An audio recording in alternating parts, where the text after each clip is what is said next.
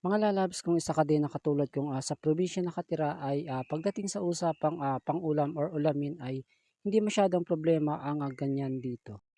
Sabi nga nila ay basta't masipag ka lamang or gumalaw ka lamang ay may puwede ka ng maiulam.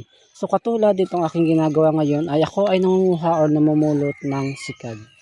So kahit medyo maliliit ito or kung pino kung tawagin dito sa amin ay talagang nagtitiyaga akong manguha dahil isa din naman ito sa paborito kong ulamin at sungkitin.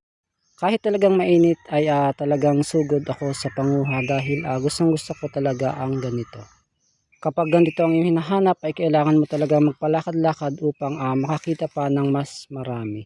Anyway, itong ganitong sikad naman ay makikita mo lamang or makukuha mo lamang sa mababaw na parte ng dagat. So katulad nito, ito ay nakukuha ko lamang dito sa hibasanan sa isla.